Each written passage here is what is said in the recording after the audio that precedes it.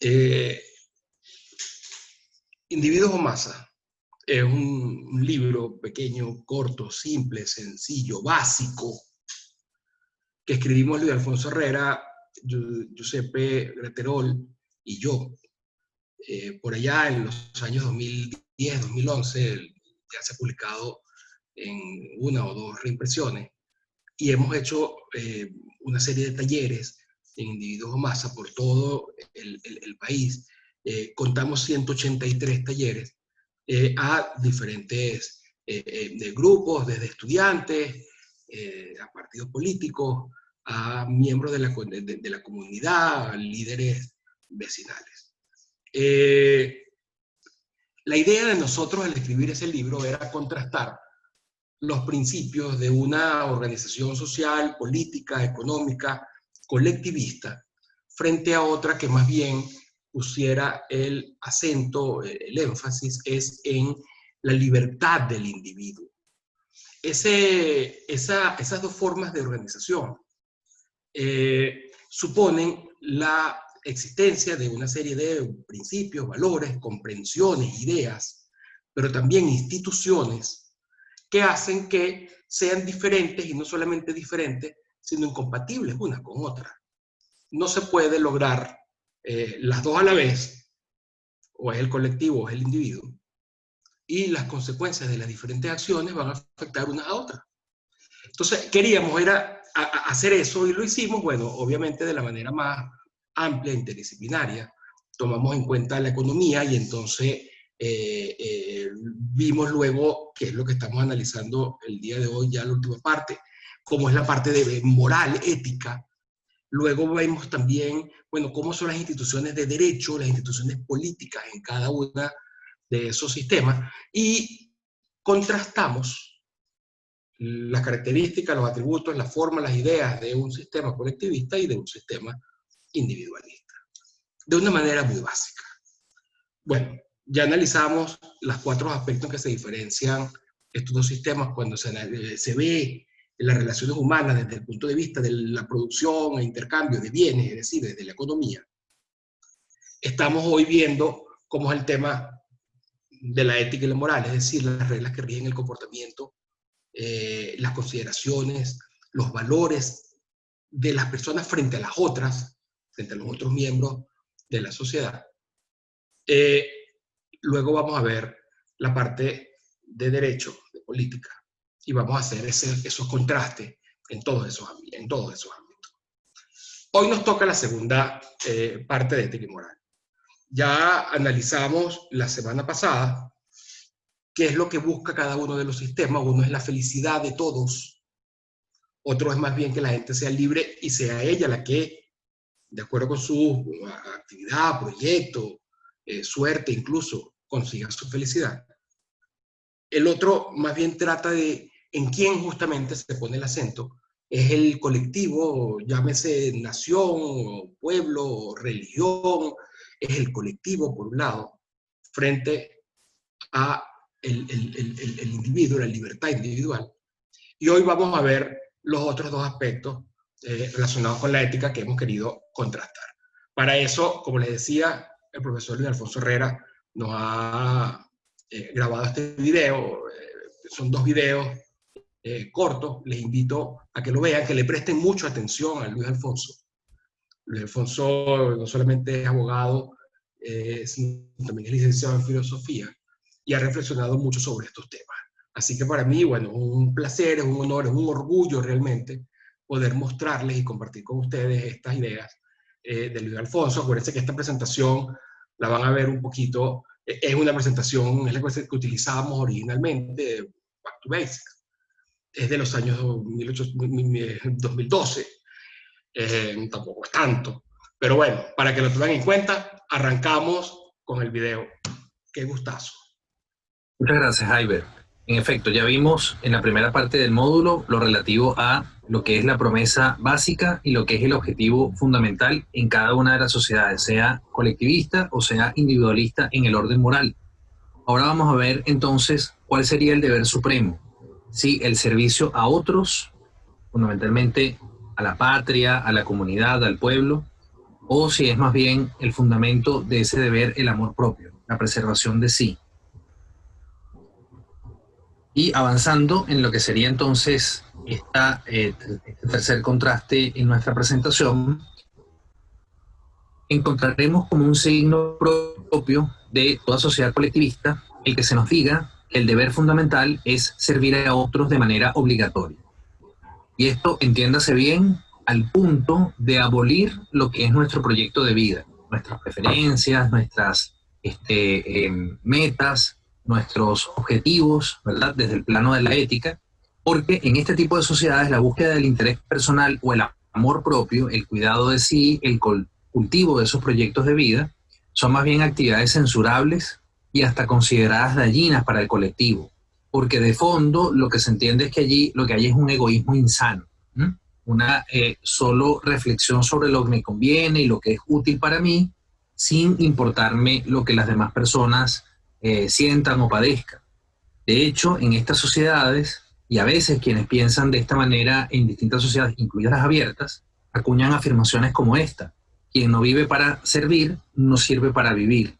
Y esto es muy peligroso porque de fondo esconde una suerte de chantaje, según el cual si uno públicamente no se muestra como un altruista a ultranza, ¿verdad? Como una persona que prácticamente no le importa nada de lo que quiere o de lo que siente, sino que vive para otros, entonces no es una persona simpática, no es una persona solidaria, no es una persona compasiva, sino que es una persona, por el contrario, alejada de ese interés por los demás. Y repito, eso en realidad es un chantaje. De hecho, quienes, como muchos de los participantes en este programa, se dedican a la actividad política, no tienen por qué llegar a una postura como esta para ser buenos políticos, porque la política es una actividad más dentro de las tantas que en ejercicio de la acción humana podemos desarrollar y en la cual perfectamente podemos desarrollar proyectos de vida propio, ¿verdad? En donde estamos desde el plano ético buscando metas que cumplir, buscando sueños que alcanzar, solo que en ese caso, muy similar, por cierto, como ocurre en el ámbito de la economía, estamos buscando metas que benefician a otros. En aquel caso, produciendo bienes y servicios. En este caso, produciendo seguramente políticas, regulaciones, soluciones, acuerdos que van a hacer la vida en común mucho mejor. Pero en definitiva, fíjense que estamos desarrollando proyectos de vida propios, en los cuales hay que ser muy honesto con esto, no engañarnos ni engañar a otros, diciéndoles que solo pensamos en los demás, ¿no? Decir que la política, entre otras, puede ser una profesión, un oficio, una actividad digna, basada en un sentimiento ético genuino, pero en donde se está claro que además de generar beneficios a otros, también se está buscando un beneficio propio, que es vivir en una ciudad mejor, que es vivir en una región mejor, que es vivir en un país mejor, en donde obviamente eso va a generar a través de intercambios y a través de una serie de instituciones beneficios a quien políticamente actúa de esa manera. Una sociedad en donde la moral que prevalezca sea una sociedad, una moral respetuosa de los individuos, más bien siempre va a insistir desde muy temprana edad que el deber fundamental es el amor propio, el cuidado de sí, el conócete a ti mismo, como Sócrates dijo hace ya muchos siglos. Una organización que se basa en la libertad de las personas admite que el individuo pretenda en sus acciones un beneficio personal. Esto es absolutamente legítimo en todos los planos de la existencia humana, no solamente en el económico, porque siempre somos seres, como un académico chileno decía en una entrevista hace unos días, somos seres que, así como en lo económico partimos de la pobreza, es nuestro estado natural, en el ámbito ético y moral somos seres indigentes. ¿En qué sentido? En que justamente para llenar de contenido lo ético y lo moral, a lo largo de nuestra vida vamos trabajando, esforzándonos por dotar de sentido esos ámbitos, por buscar metas, por buscar realizaciones. Y por lo tanto, esas realizaciones son nuestras recompensas, aquello que nos genera bienestar, satisfacción, alegría, potencia, ¿verdad?, nuestra existencia. Y por ello, cada individuo, es la única manera de lograr esto, se debe en primer y último lugar a sí mismo y ha de buscar su realización personal. Esto, repito, como hace unas láminas atrás, en la primera parte de este segundo módulo, planteaba, no tiene por qué nunca entenderse que implica negar que otros tienen esta misma característica y negar que otros, por supuesto, asociándose con nuestra propia búsqueda, podemos entre todos lograr muchos mejores resultados. Siempre el truco en esto está entender que la sumatoria voluntaria de proyectos de vida, de acciones humanas en común, es la que por supuesto va a generar los mejores resultados. Pero siempre cuando se entienda que esto puede ser o debe ser voluntario. Tenemos el ejemplo de la pianista venezolana, ay, me va a ayudar ahorita con el nombre, Gabriela, se me va su apellido ahora, Gabriela Montero, me parece, es el nombre de esta reconocida pianista venezolana, Muhammad Yunus, el llamado banquero de los pobres, y una figura que puede ser controversial colocarla acá, porque uno diría, bueno, Mandela probablemente no seguía ideas como estas que estamos compartiendo en el programa de Individuos o Masa. Pero la verdad es que su propia biografía es un ejemplo de ello. Mandela, de ser una persona de ideas socialistas y de tener, digamos, un pasado más bien violento, colectivista, ¿verdad? En donde la política la entendía era a través de las armas. Bueno, cambió mucho durante su periodo, ¿verdad?, de reclusión, y luego lideró uno de los procesos políticos más importantes que en el mundo contemporáneo se ha observado, porque fue un proceso que, al margen de cómo Sudáfrica esté hoy en día, en su momento evitó que ese país se precipitara justamente en una espiral de violencia para pasar factura por lo que había sido ese régimen de segregación llamado apartheid. Y ahí hay un ejemplo, digamos, de cómo en la política, buscando metas propias, buscando, ¿verdad?, el desarrollo de un proyecto de vida propio, yo les invito a que busquen también información sobre otro gran ejemplo que pudiéramos colocar aquí, el de Václav Havel en la antigua Checoslovaquia, que fue el presidente justamente de la transición a la democracia y luego que hizo posible la división entre República Checa y Eslovaquia, sin violencia, ¿verdad?, más bien en un marco de avance hacia la libertad. Bueno, son ejemplos que en el campo de la política me parece importante tener muy presentes. Y fíjense que son personas, Gabriela, Muhammad Yunus, Mandela, Havel, que se dedicaron a distintas actividades y que, por supuesto, los beneficios que encontraron, aun cuando eran en desarrollo de un proyecto de vida propio, eran beneficios que terminaron compartiendo con millones de personas. No es que ellos lo generaron para sí. Siempre, como también ocurre en economía, ocurre en política y ocurre, por supuesto, en el ámbito de las artes, esos beneficios son también para otros, es ganar, ganar. Y allí está el truco, ¿verdad? Y que les decía de la cooperación, de entender que asociándonos ganamos más que más bien aislándonos. Este ejemplo es muy elocuente, ¿no? No es en vano que en caso de emergencia durante un vuelo, ante una despresurización, se debe primero asegurar su propia mascarilla de oxígeno para luego poder ayudar a los demás. Por ello, es moral que, como bien decía Adam Smith en La riqueza de las naciones, lo que mueva a panaderos, carniceros y cerveceros, como a todos quienes ofrecen sus bienes, mercancías y servicios a los demás como intercambio, sea su beneficio personal, su propio interés. A lo cual yo sumaría, antes de ver el video que viene a continuación, del profesor Carlos Rodríguez Brown, justamente sobre la forma en que Adam Smith entendía esta idea del amor propio, no como un egoísmo insolidario, como un egoísmo anticooperación social, sino por el contrario, una preservación de sí que lleva naturalmente a la colaboración con otros.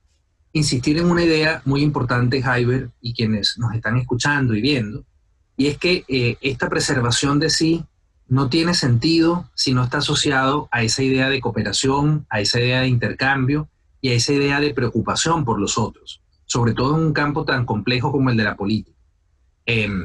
Si nosotros entendemos esta idea de preservación del amor propio, de preservación de sí, del amor propio del individuo como alguien que constantemente está operando en el ámbito de la economía y nunca en otros ámbitos como el de la moral o de la política, en donde los acuerdos son fundamentales, entonces estamos dejando todo ese espacio público, que es el espacio, repito, de la moral y de la política, a las tendencias colectivistas. El espacio de lo público siempre debe estar llenado de contenidos, de ideas, de propuestas, y esas propuestas, si no son basadas en la ética, en el individuo, en la búsqueda, ¿verdad?, de estos acuerdos, bueno, entonces van a provenir más bien esos contenidos de la otra posibilidad, es decir, de la posibilidad de la imposición, del colectivismo.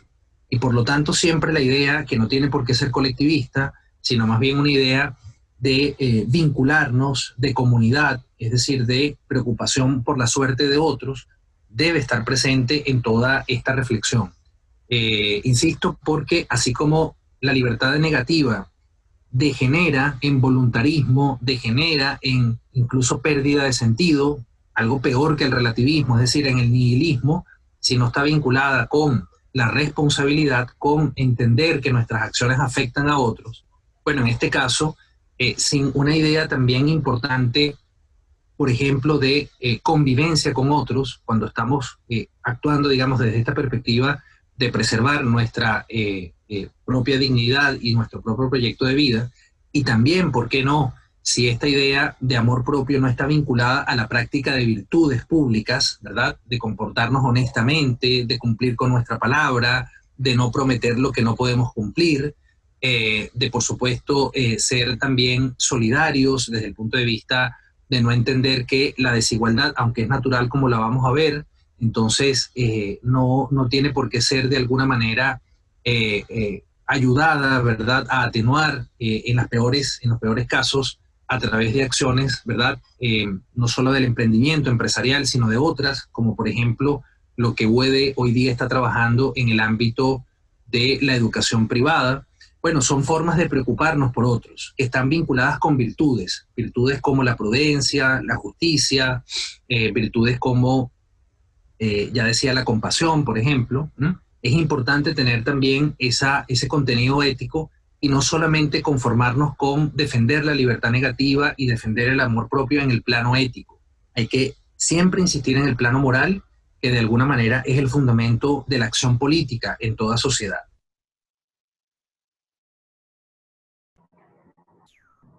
Retomando la que fue la última idea expresada por el profesor Luis Alfonso, mientras el profesor Canova coloca el video de Rodríguez Brown, me gustaría insistir en una idea que ha sido dicha a lo largo de este curso, que es que el hecho de que Individuos o Masa esté dividido en cuatro módulos, el módulo de Acción Humana y Economía, Ética y Moral, Derecho y Política e Historia, no significa que los valores del individualismo, los valores de la libertad, puedan ser valorados, puedan ser tomados en cuenta como compartimientos estancos.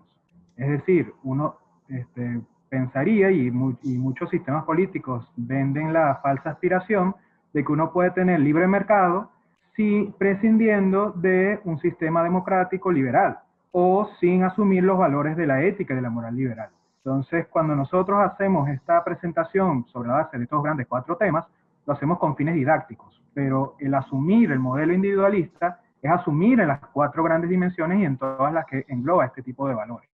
Y igualmente, cuando uno ve el mundo del colectivismo, lo que se expresa efectivamente es un conjunto de valores, un conjunto de premisas que están presentes en cada uno de estos cuatro temas. Entonces, de nuevo, insistir en esa idea que creo que es fundamental. ¿Ya está el video, Antonio? Sí. Fíjate, voy a poner el video. Les recuerdo, el profesor Rodríguez Brown, aquí es entrevistado justamente en la Universidad Francisco Marroquín, que por cierto, les recomiendo que vean los diferentes videos que hay en esa universidad. Hay unas entrevistas que van a ser muy útiles. Pero él allí se refiere no solamente al tema del interés propio como el que mueve a las personas a relacionarse con los demás, sino que también se refiere a que esas personas, cuando buscan esa actividad, esos fines, realizan una actividad que no es libre, sino que está de alguna forma también sometida a las condiciones que ponen los otros. O sea, en definitiva, tiene que ser un acuerdo entre ambas partes y no la imposición de una sobre otra, voluntaria. Y él entonces se refiere al final a que la única forma como eso puede prosperar y hacer que prospere la sociedad es si hay instituciones que garanticen esa cooperación libre y voluntaria, es decir, que garanticen esos valores de libertad y por lo tanto de igualdad formal. Tengan en cuenta este tema de las instituciones, porque es muy importante, normalmente se olvida, y es a lo que vamos a intentar profundizar ya las dos siguientes sesiones. Voy a poner el video a ver qué tal se va, a ver si se ve. Ustedes me avisan.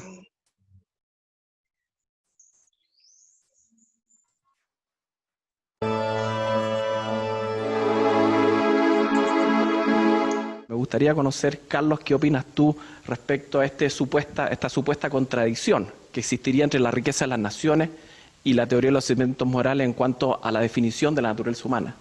En el siglo XIX, los enemigos del liberalismo, no sus amigos, los enemigos, plantearon esta cuestión, que en el fondo pone en duda la autoría, y sostuvieron que una persona que escribe un libro sobre moral, como es la teoría de los sentimientos morales, hablando de la simpatía, como tú decías, de la necesidad de tomar contacto con los demás, del interés que tenemos por los demás, no pudo haber sido el mismo autor que, unos años después, escribe un libro basado en el interés propio.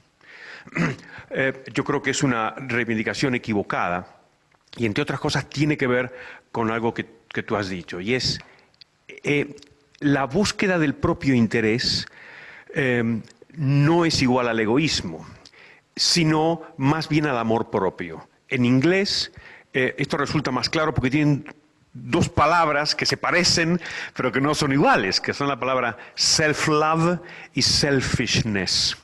El self-love es el amor propio, que significa el cuidado, la atención a nuestro propio interés, pero sin necesariamente descuidar el interés de los demás. Mientras que selfishness, que es el egoísmo, es el interés propio en contra del otro. Es decir, el egoísmo de tal manera que la primacía del yo supera a cualquier otra relación.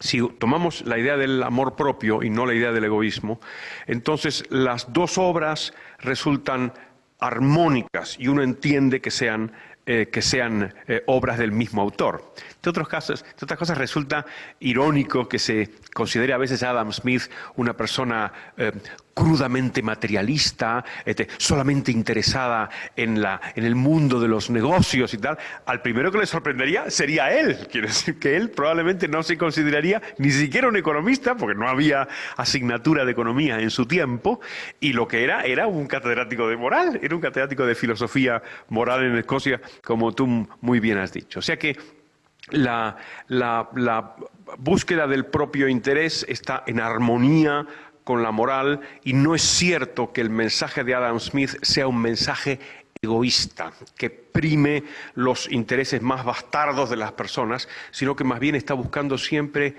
la sociedad. Y la sociedad puede tener o los problemas de la moral, es cómo arbitramos reglas y normas morales viviendo en sociedad, y también es una cuestión económica, porque claro, hay que ver cuál es el título del libro, ¿no? Es que se llama La riqueza de las naciones, o el título completo es Una investigación sobre la naturaleza y las causas de la riqueza de las naciones. Y no es un problema menor, es decir, todavía estamos pensando en nuestro tiempo, ¿por qué unos países son ricos y otros no? Pues ese problema que todavía está con nosotros, pues ese es el problema de Adam Smith. Y la forma que tuvo de enfocarlo resultó tan interesante que todavía hoy lo pensamos. Todavía hoy, si alguien nos dice que por qué África es un continente pobre teniendo tantos recursos naturales, Adam Smith levantaría la mano y diría, no. La riqueza no son los recursos, la riqueza es el trabajo de las personas. Entonces le podríamos decir, caramba, trabajan en Canadá y trabajan en Burundi, y hay seres humanos en los dos.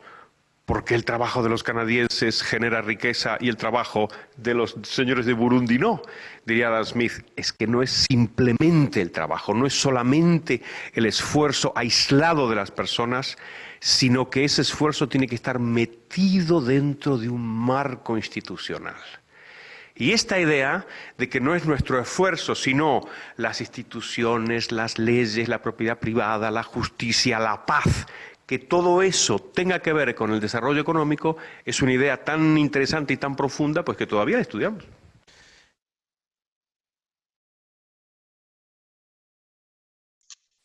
sea, impresionante.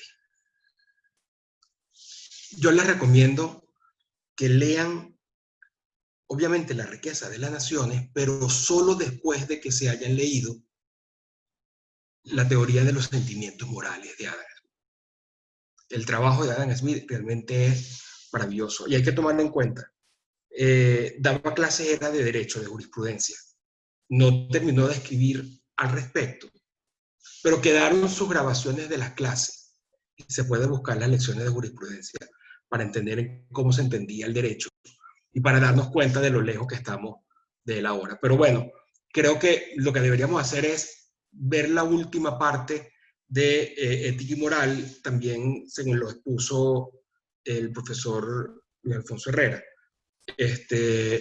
Allí vamos a tocar el último punto, que es el de qué es lo que queremos, igualdad material, o sea, que todos seamos iguales, o más bien que nadie sea pobre, que es el objetivo social. Tú lo pones, Jaime. Así es. Y sobre el cual, Jaiber, bueno, justamente para tratar ese contraste entre igualdad material y superación de la pobreza, lo que decíamos hace un momento acerca de la importancia de actuar sobre la base de virtudes, sobre, digamos, reglas de comportamiento en el plano de la moral y en el plano de la política es muy importante, porque es la única forma de que haya un compromiso cierto con lo que realmente es un problema para la especie humana, para los individuos que la integran, y no justamente con lo que es más bien una condición natural y hasta beneficiosa en la mayoría de los casos, que es la desigualdad. Bien, el colectivismo, como esta lámina nos plantea, a través de una expresión que ha tenido una fortuna tremenda, pero lamentablemente ha generado situaciones muy negativas en las sociedades en donde ella se asume como dogma, es la justicia social, tiene como fin acá la igualdad material. Y para lograrla necesita uniformar a los individuos. Esto es convertirlos en masa, como planteaba en este libro que está allí también en la lámina, Masa y Poder, el pensador Elías Canetti. Y esto porque la justicia social tiene como finalidad la distribución equitativa de la riqueza. De hecho, de fondo está esta idea bastante equivocada de la redistribución de la riqueza. Ya en el módulo 1 vieron cómo la riqueza no es una torta que se divide, sino que es un proceso constante de creación de bienes y servicios, ¿verdad? Pero esta idea de justicia social normalmente se plantea en términos opuestos a ese proceso creativo y más bien como esa idea de la torta que hay que repartir, en donde los que tienen más, entonces hay que despojarlos del exceso que tendrían para poder entregarlo a aquellos que poco o nada tienen. Lo que llamábamos en el módulo anterior la diferencia entre entender la economía como un juego de suma cero o de suma no nula. La suma cero es eso. Al final hay un nivel, hay una masa de riqueza objetiva y que de alguna manera es constante, y el problema del Estado es cómo se distribuye eso de la manera más equitativa. Ya sabemos que la economía no funciona así. Y el Estado, por supuesto, entonces allí termina actuando de una manera violenta, porque se apropia de industrias, de empresas, de comercios, planifica la acción humana en el campo económico y luego muy rápidamente también va a querer planificarla en otros ámbitos, como el político, por ejemplo, y el moral, hasta acabar finalmente con lo que es el ámbito ético de la existencia humana, ¿no? De la posibilidad de tener proyectos de vida propios. Y esto porque el colectivismo elimina la diversidad, redistribuye la riqueza sin atender al esfuerzo, por lo tanto acaba con la riqueza que puede existir muy rápidamente en cualquier sociedad. No tiene en cuenta los esfuerzos, los méritos, ni las necesidades que varían no solamente de un individuo a otro, sino de una ciudad o de una región a otra, ¿verdad? En cada país y en cada región del mundo. El esfuerzo, los méritos y las necesidades, en tanto expresión de un sentir y exigir individual, son condenados por considerarlos expresiones de insolidaridad opuestos a la justicia social. Bueno, es como esta frase que está en la novela que comentabas en los módulos, en la parte anterior de este módulo, de Un mundo feliz, de Huxley, en donde él señala que, bueno, cuando el individuo siente, la sociedad se resiente, se preocupa, porque resulta que el individuo debe ser dócil, debe simplemente dejarse llevar por lo que la mayoría o por lo que el dogma, digamos, dentro de la sociedad en que vive, establece. Y eso, por supuesto, imagínense, no solamente acerca a la pobreza material, sino también a la pobreza espiritual, a la pobreza intelectual, emocional, porque las personas son reprimidas en su interioridad y en su capacidad de expresarse e intercambiar libremente con otras. Es justamente lo que busca el otro modelo, el modelo de la moral individualista. es más bien a través de la capacitación y la responsabilidad, que respeta la diversidad y valora los resultados obtenidos, que se busca más bien avanzar en la superación del verdadero problema que ya estudiamos en el módulo anterior, que es la pobreza, es la escasez, ¿verdad?, de bienes y servicios materiales, pero también espirituales, ¿verdad?, en un sentido amplio de crecimiento personal. Los seres humanos nos encontramos naturalmente. No condena la desigualdad es justamente parte de esas condiciones que hacen posible que una sociedad o cualquier sociedad pueda eventualmente desarrollarse de manera adecuada. La obtención de riquezas en el contexto de una sociedad abierta es el resultado del esfuerzo personal y por lo tanto se valora, se aprecia, se reconoce como algo meritorio, ¿sí?, el lograr esos resultados positivos, sean riquezas en el plano económico o sean, digamos, riquezas de otra naturaleza en el ámbito de la investigación científica o en el ámbito deportivo, por ejemplo. Siempre lo que se valora es el esfuerzo y el mérito obtenido, el resultado obtenido, ¿verdad?, como recompensa a ese esfuerzo. Y siempre también teniendo muy presente en este otro modelo de sociedad basada en una moral o que practica una moral individualista, que esa diversidad es también muy importante de respetar en la medida en que entiende que convive, ¿verdad?, lo distintivo de cada quien con, ¿verdad?, otro tipo de subjetividades, como lo he venido insistiendo a lo largo de este segundo módulo. Y por lo tanto no pretende o busca que su subjetividad se imponga a las de los demás, en donde más bien tiene una conciencia del yo, por hablarlo en términos psicológicos, de que ese yo debe estar más que limitado, debe estar coordinado con el yo de las otras personas. Y allí hay un autor que ustedes seguramente ya habrán estudiado o escuchado, perdón, en el módulo primero, Friedrich Hayek, en donde en una obra llamada El verdadero individualismo y el falso individualismo, justamente nos advierte sobre este peligro que a veces pueden correr las sociedades libres, de entender que el yo, digamos, cuando está convencido de una determinada tesis, puede imponerse a los otros yo.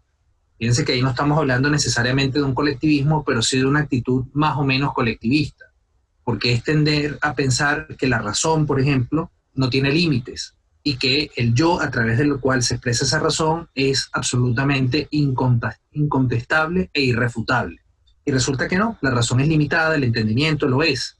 La sociedad, el conocimiento, perdón, en la sociedad está disperso, y por lo tanto siempre debemos tener una autocomprensión prudente, limitada en ese sentido de aceptar la posibilidad de que estemos equivocados, de escuchar. Siempre es importante escuchar a otros, para que justamente nosotros no seamos agentes potenciadores de algún tipo de tendencia colectivista. Estas nuevas manifestaciones de identidades colectivistas o grupos minoritarios, pero que de pronto se agrupan en torno a banderas que pretenden colocarse como moralmente superiores al resto de la sociedad, es un ejemplo de lo que estoy comentando.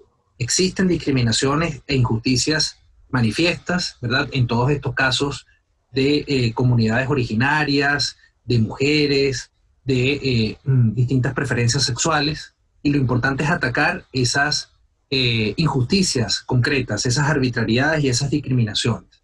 Pero cuando esa defensa o el cuestionamiento de esas injusticias se hace de una manera más bien dogmática, en donde esta diversidad más bien termina siendo atacada en un sentido sorprendente, ¿verdad?, por quienes han sido víctimas justamente de discriminación o quienes manipulan esas discriminaciones para obtener un provecho político, por ejemplo. Entonces allí nos encontramos con, de nuevo, antecedentes a lo que eventualmente podría ser un, digamos, movimiento colectivista en una sociedad. Representan su inteligencia, su...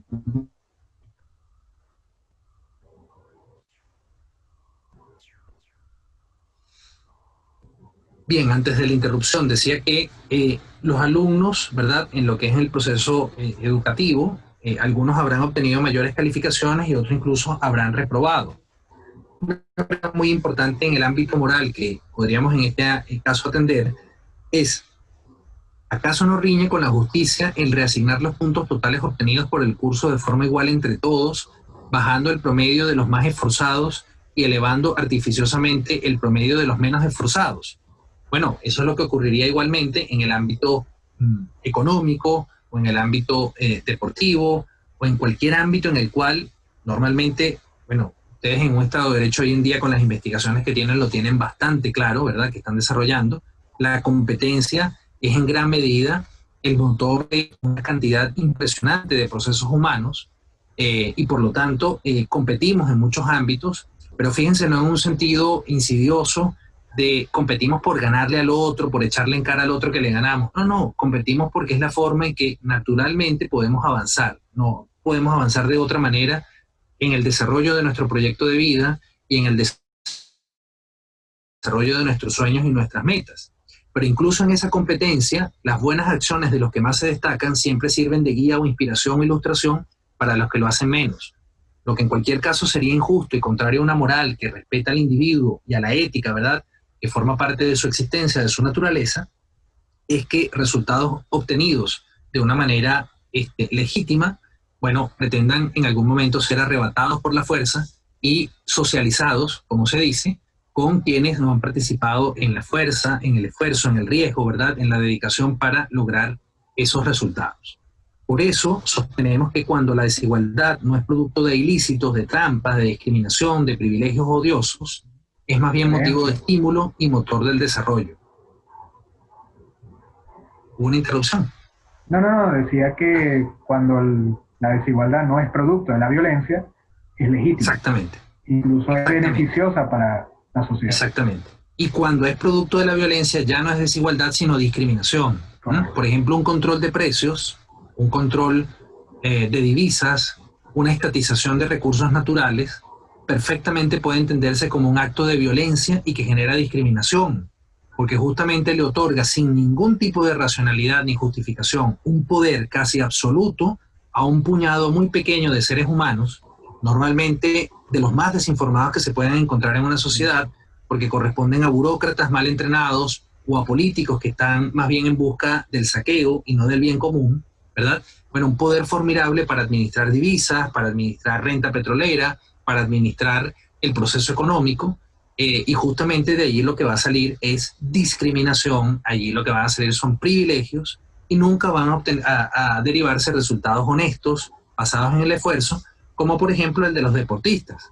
Para algunos conocidos, pues Lionel Messi todavía jugando en el Fútbol Club Barcelona, y otros un poco de nostalgia. Allí tenemos la imagen de ese insigne beisbolista venezolano Andrés Galarraga, bueno, que tuvo incluso, a pesar de una dura enfermedad que enfrentó al cáncer en un momento de su vida, un desempeño tanto en Venezuela como sobre todo en las grandes ligas muy destacado. Bueno, son personas, al igual que muchísimos deportistas, hombres y mujeres que pudiéramos acá mencionar, personas que han logrado a punta de esfuerzo, de sus capacidades, de su trabajo, las recompensas que han obtenido. Y por supuesto, eso es un ejemplo para los niños. En esta imagen, si no recuerdo mal, este chiquitín que ustedes ven por acá es uno de los hijos del profesor Antonio Canova, que hoy en día justamente cursa sus estudios universitarios.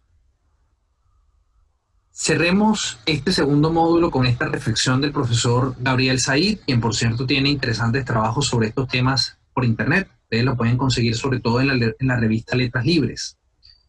Dice, muchas desigualdades son injustas y deben terminar. Por ejemplo, la esclavitud, la discriminación racial. Fíjense que cuando son injustas es porque no son desigualdades logradas o resultado del esfuerzo individual, de la competencia, sino más bien son acciones impuestas colectivamente, seguro por alguna forma de colectivismo, como fue la esclavitud y como ha sido siempre la segregación racial.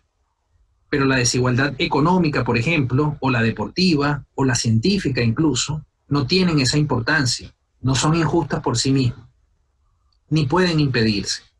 Lo importante en este ámbito económico y social es que todo ser humano disponga de suficientes calorías, proteínas, agua potable, ropa, techo, vacunas, vitaminas. Y esto es algo que se puede lograr. Lo que no tiene importancia ni se puede lograr es que todos igualen a los demás. Menos aún, aunque se recomiende mucho, que todos superen a los demás. Piensa que es una distorsión de la competencia por un lado, pero al mismo también es una obsesión que, como bien lo plantea el profesor Krause en su exposición, en el video que acabamos de ver, lo que incentiva es al rencor, a la envidia, al resentimiento, ¿sí? A la molestia porque a otro le va bien, eso no tiene ningún sentido, además de que daña profundamente la psique, el espíritu, ¿verdad? Nuestra constitución emocional. Es algo que nos debilita en el desarrollo de nuestro proyecto de vida, y tan grave como eso, a mi juicio, es algo que nos aleja, independientemente de la acción que estemos desarrollando, política, económica, académica, científica, nos aleja de poder cooperar socialmente.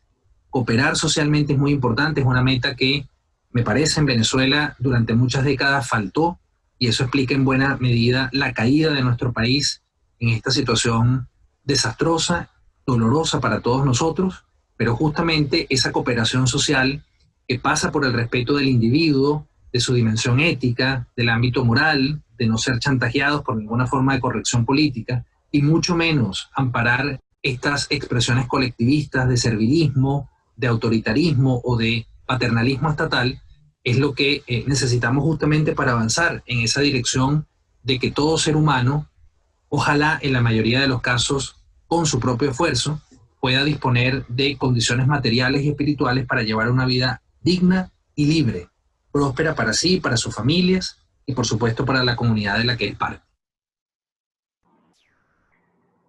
Siguiendo un breve comentario acerca de este video, yo quisiera retomar lo que fue uno de los ejemplos que recuerdo con más cariño y más acertados de la clase del profesor Antonio Canova, cuando hacía la referencia entre el problema de si es la pobreza o la desigualdad, lo que realmente tenemos que atender. Y el ejemplo era un ejemplo futbolístico. No, él nos invitaba en su clase a pensar cuál sería la reacción de los demás jugadores de la Liga Española cuando se dieron cuenta de que están enfrentándose a dos monstruos, como el caso de Lionel Messi y Cristiano Ronaldo. Personas que, más allá de que hayan entrenado, más allá de que hayan tenido un comportamiento ejemplar en cuanto a la dedicación y el esfuerzo, tienen un talento natural que probablemente ninguno de nosotros tengamos. Incluso el 99% de los jugadores en la faz de la Tierra no lo tengan. Entonces, si el problema es el tema de la desigualdad, la conclusión a la que llegaría un sistema colectivista, por ejemplo, es que estas personas no pueden jugar porque estarían jugando en unas condiciones de ventaja frente a los otros. Pero si uno ve en realidad, si uno estudia, si uno lo piensa más a profundidad, lo que se encuentra es que incluso esos jugadores que no tenían ese talento, que no tenían esas capacidades excepcionales, se beneficiaron de la existencia de esta rivalidad. Y les explico por qué. El hecho de que estas dos personas estuvieran jugando, y estuvieran jugando por su propio interés, y en todo caso por el interés de su equipo, que al final era el propio interés el que estaba compitiendo allí. Pero el hecho de que estuvieran estos dos monstruos benefició al resto de la Liga Española en la medida de que gracias a la atención mediática que ellos arrastraban, un jugador de un equipo pequeño, imagínense, no sé, el Granada, obtenía unas remuneraciones, obtenía unos derechos de emisión y obtenía unos mejores sueldos y con ellos un mejor equipo de entrenamiento, un mejor equipo de fisioterapia, etcétera, gracias a la existencia de estos dos monstruos a los cuales jamás iba a poder igualar, pero que gracias a su existencia toda la comunidad se beneficiaba y probablemente ese jugador que no tenía ese talento podía mejorar y podría ser incluso mejor de lo que era. Entonces, cuando uno observa si el problema es la brecha o el problema es la situación en la que está cada uno de ellos, bueno, entonces invita a la reflexión. El problema no es la desigualdad, el problema no es la distancia que existe entre la persona más pobre y la persona más rica, sino lo que realmente importa es la situación de la persona que partió de pobreza y que en un sistema de libertades, en un sistema de competencia, tiene la oportunidad de con su esfuerzo poder progresar. No sé si tenías algún comentario adicional, Antonio. Mira, yo no recordaba ese ejemplo, pero está bueno.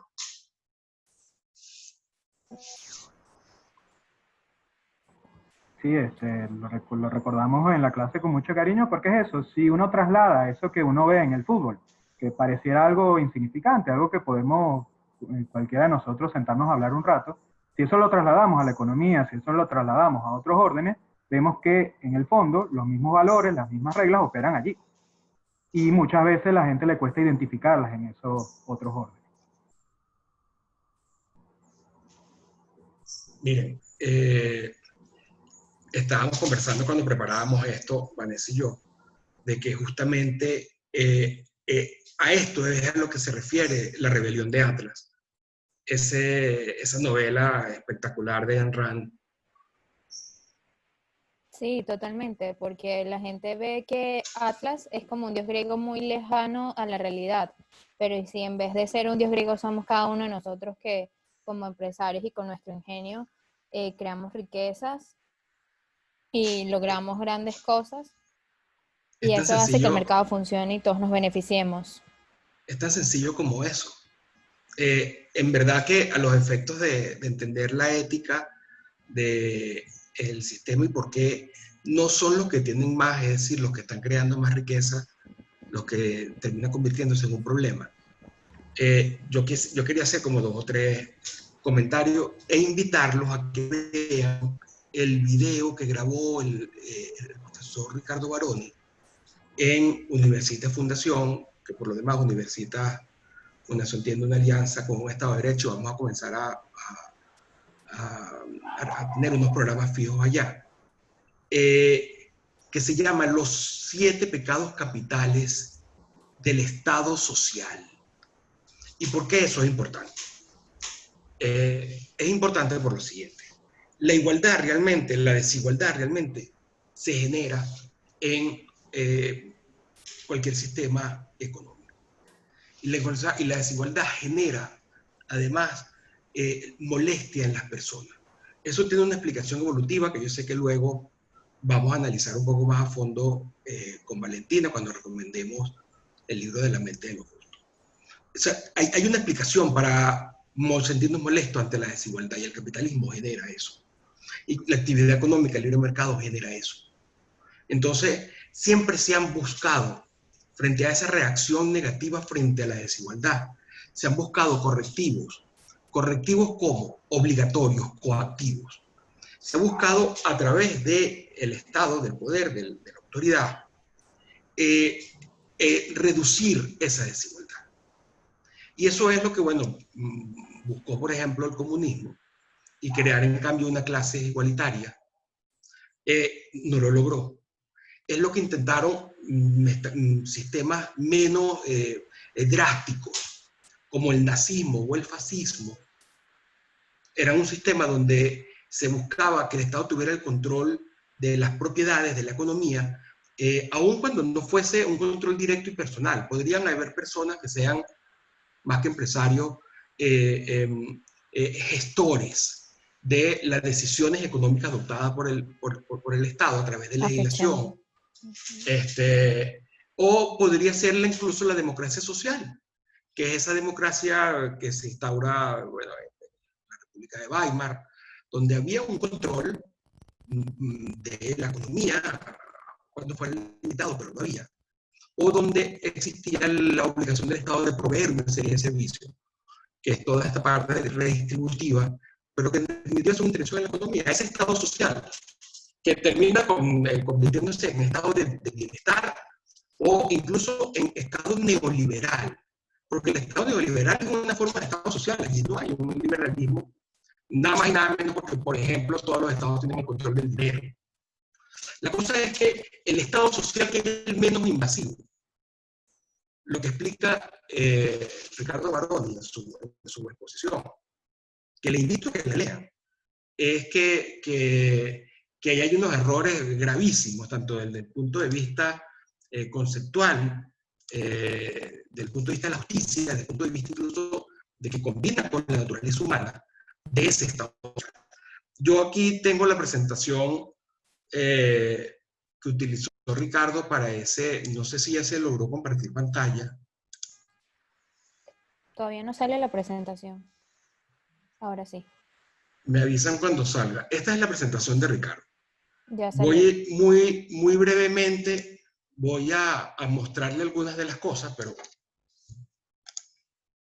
los 7 pecados capitales del Estado social y de derecho, porque dicen que es democrático, Estado social, es inmoral, ya vamos a ver por qué, es antihumano, es injusto, es inviable, es imposible pagarlo, es ineficiente, inevitablemente, hay algunas explicaciones en definitiva desde la economía, pero también de la sociología, que explica por qué envilece a la gente, además es muy riesgoso, porque termina siempre degenerando en situaciones muchísimas peores. Fue lo que nos pasó a los venezolanos, que es por lo demás lo que le pasó a los alemanes con Weimar y bueno, que terminaron degenerando en Hitler. La cosa es que el profesor Baroni aquí va desgranando esto, se refiere a que es inmoralidad las explicaciones. Yo quería detenerme en una de las láminas.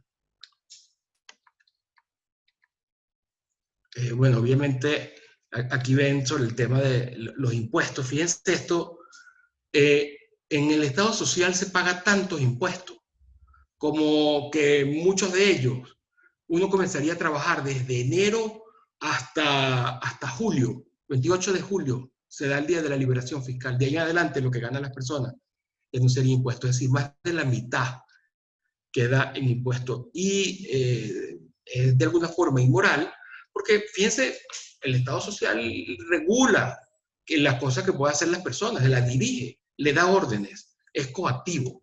Entonces, ese punto es fundamental analizarlo y tomarlo en cuenta.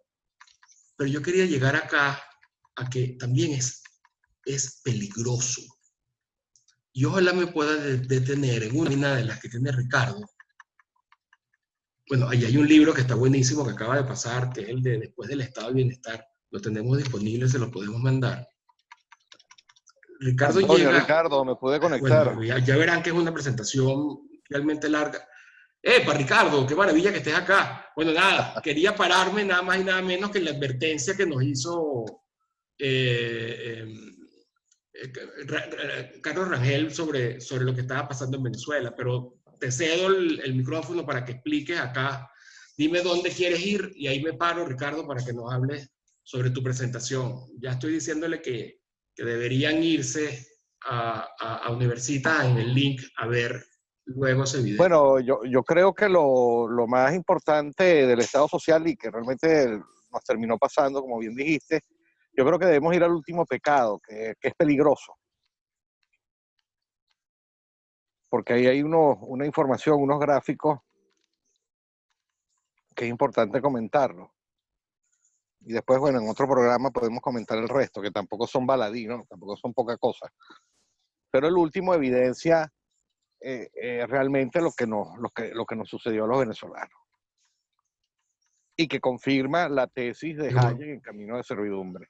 Es el último. Es el último pecado. ¿Ah? Espérate, voy a tener que dejar la presentación e irme directamente. Sí, vete. Ya vamos a llegar. Vamos a llegar. Un eficiente. Que ese tema lo hemos ido tocando, no tan tangencialmente, lo hemos ido tocando en los programas previos, sobre todo con el caso de PDVSA. Bueno, y con las empresas públicas de Medellín les tenemos una sorpresa. Que lo estuviste analizando, es verdad. Bueno, déjame ver si puedo seguir avanzando acá poco a poco. Pero no hagas spoiler, Ricardo. Eso es para Te Reto a Descubrir, mi lindo. No, bueno, no hice spoiler.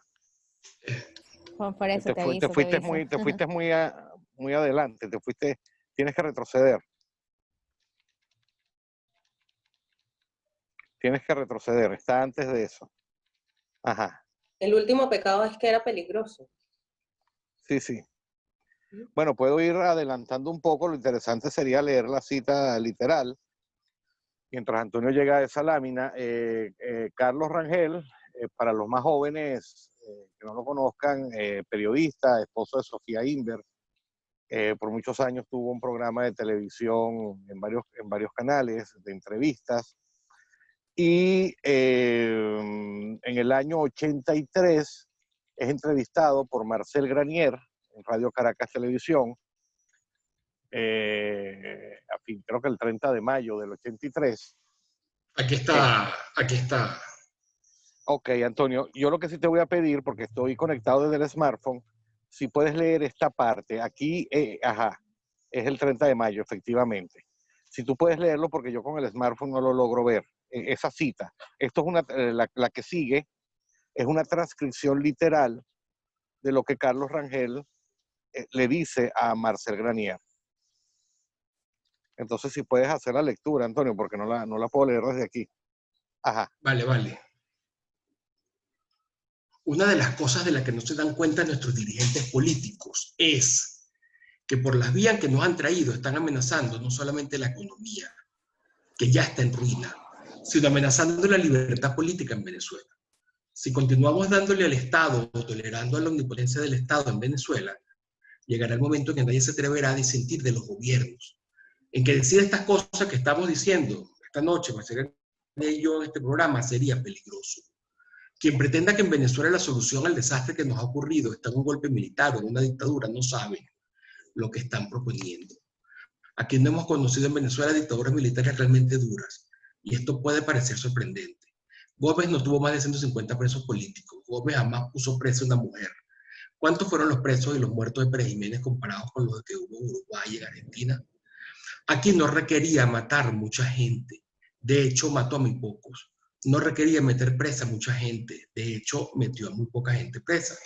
No requería exiliar a las masas de la gente. Hubo muy pocos exiliados, bastaba con meter miedo. Pero si Venezuela vuelve a caer en una dictadura militar, que no se crea que esa dictadura gobernará como Gómez o siquiera como Pérez Jiménez. Esa dictadura se encontraría con una serie de elementos y palancas de poder listas para ser usadas. Habría represión en gran escala, miles de presos, miles de muertos, miles de exiliados, miles de desaparecidos. Si en Venezuela llega a haber una dictadura militar, tendríamos una dictadura horrenda en Venezuela, de una crueldad que no imaginamos. Ok, gracias, Antonio. Y fíjense que prácticamente Rangel está describiendo lo que es el Estado y el gobierno venezolano actualmente, y lo está diciendo en el año 83. Y no es porque Carlos Rangel tuviese el poder de ver el futuro, simplemente había leído la tesis de Hayek de Camino de Servidumbre y estaba haciendo un paralelismo de lo que sucedió con la constitución del Estado Social de Weimar, que degeneró en Hitler, con lo que estaba o con lo que podía suceder en Venezuela, porque recuérdense que en el año 83 fue la primera gran devaluación del Bolívar. Entonces, si puedes, ahí hay un gráfico, Antonio.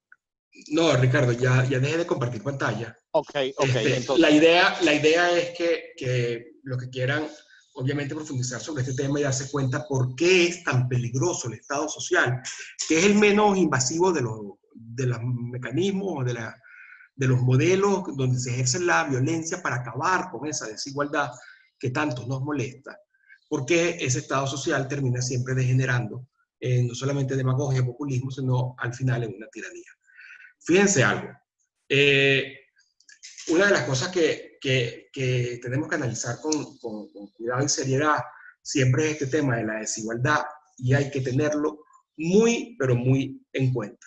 Desde por qué sentimos esa aprehensión, la represión, la desigualdad, y en qué caso se crea una desigualdad que sea dañina, y otra que más bien no sería dañina, sino que sería un estímulo para todos.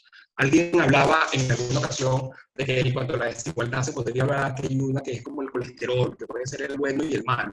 Hay una que es buena, que es la que sale, surge, se crea a través de contratos voluntarios, es decir, en un mercado, y hay una que sea mala, que es la que tiene beneficio como tal de una persona frente a otra con la utilización de la coacción. La cosa es que este tema hay que analizarlo a fondo. Y justamente para eso hay un video muy breve que nos debe de una vez llamar a la reflexión. Es un video del profesor Martín Krause. Vale la pena escucharlo, creo que son unos 3 minutos, pero hay luego varios otros trabajos que podemos, y videos de un profesor sobre eso. Arrancamos, Jaime. ¿Qué es lo que le preocupa a ustedes y al que le está hablando? ¿Le preocupa la diferencia o le preocupa la pobreza? Son dos cosas distintas, déjenme decirlos. Son dos cosas totalmente distintas. Y lo quiero explicar con este caso. Esto de aquí es la familia Krause, los ingresos, digamos, de la familia Krause, o del señor Krause y del señor Gates. Senior, es decir, de mi papá y del papá de Gates. ¿ok? Mi papá, digamos que ganaba, yo puse acá, pongamos $1.000 por mes. Estoy seguro que el papá de Gates vivía en Estados Unidos, un país más rico, pongamos que ganaba $2.000 por mes. Es decir, acá había una brecha en la cual el señor Gates ganaba el doble que mi papá. Bueno, ahora vamos a comparar a los juniors, es decir, Krause Jr., que soy yo, y Gates Jr., que ya sabemos quién es. Bueno, Krause Jr. está acá, y Gates Jr. lo puse acá siendo muy recatado, porque en realidad tendría que haber ido hasta por arriba del techo, ¿verdad? Pero estaba yo ahí terriblemente, ¿no es cierto? Entonces, ¿qué es lo que pasó? Fíjense ustedes, la verdad que la brecha aumentó. La brecha aumentó muchísimo. Además, ahora vamos a ver, hasta se quintuplicó, no sé o cuánto. Aumentó muchísimo la brecha. Pero la pregunta es, ¿pero yo estoy peor o mejor? ¿Qué es lo que me preocupa? Entonces, fijémonos ahora en esto. Esto es ya no Krause contra Gates, sino Krause Sr. contra Krause Jr. Este era Krause Sr., mi papá, tenía un ingreso de 1.000.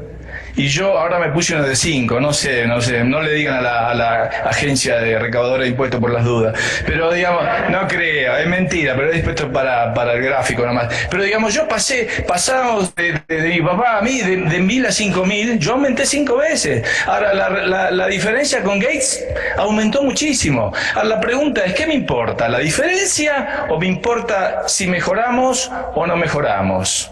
Es una discusión muy distinta. Yo diría, nosotros, por lo menos yo, a mí me importa que los que están más abajo progresen, avancen, crezcan.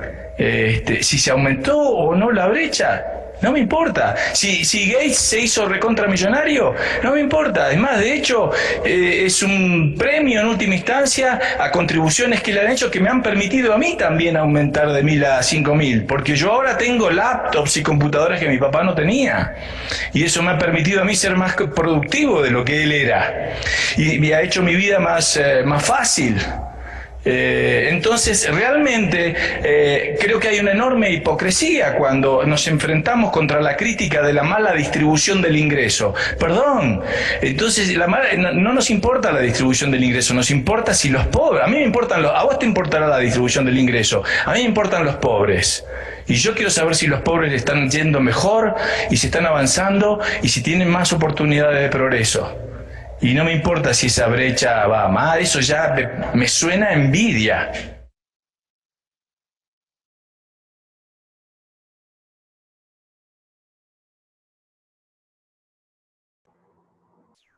Ahí, Antonio, si me permites, creo que es absolutamente gráfico, claro, diáfano, cuando el profesor Krause dice que lo importante es la brecha.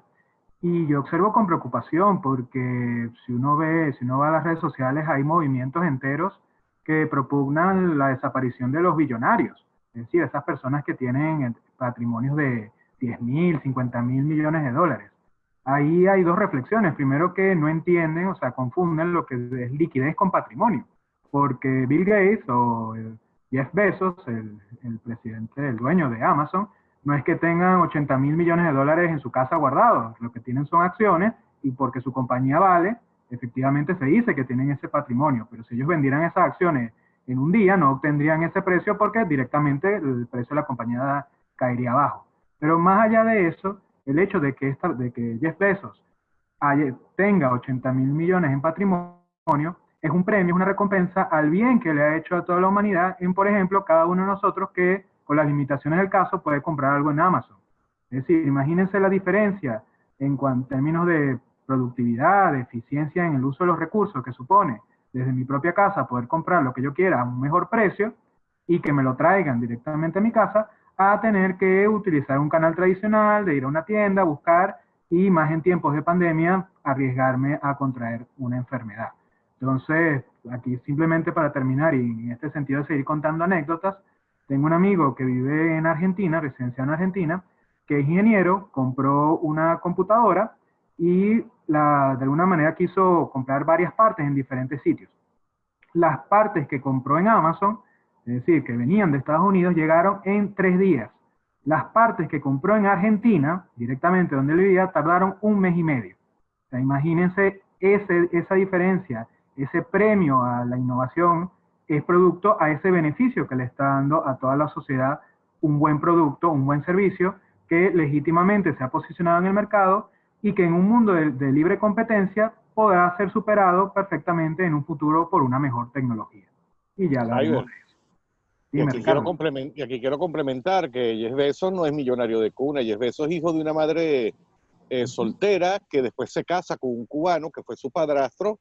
Eran clase media baja. De hecho, yo los invito a que busquen en internet, en imágenes, en Google, la primera sede de Amazon. El logotipo era una sábana blanca con la palabra Amazon escrita con ese spray que usan para hacer los grafitis.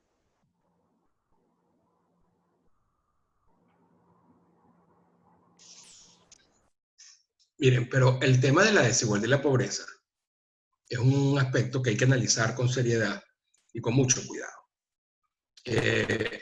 Ya sabemos que, primero, son cosas distintas. La única forma de relacionar desigualdad con pobreza es asumir que una relación económica supone que uno gana y el otro pierde. Es decir, si estamos frente a unos piratas, dominados por unos piratas o por unos delincuentes que quitan la riqueza a uno y se la quedan, entonces obviamente que esa desigualdad es una desigualdad injusta, una desigualdad que genera esa pobreza. Porque uno, si todos vamos a comer una misma torta, y uno se queda con una buena parte, el 90%, el 50% de la torta, y le deja a todos los demás en un pedacito, entonces ya hay una desigualdad que supone pobreza. Están las dos encontradas. Ahora, eso es lo que normalmente uno asocia porque es lo normal, es lo natural. Es además como nuestro cerebro, al momento que se fue creando en estos millones de años, 4, 5, 6 millones de años, y en especial ya ahora, como saben, tenía en cuenta ese tipo de desigualdad que suponía la pobreza de otros. Intuitivamente vemos esa relación. Pero, y ahí es donde está el punto primero a tener en cuenta, a considerar, es que la riqueza no se puede crear de la nada.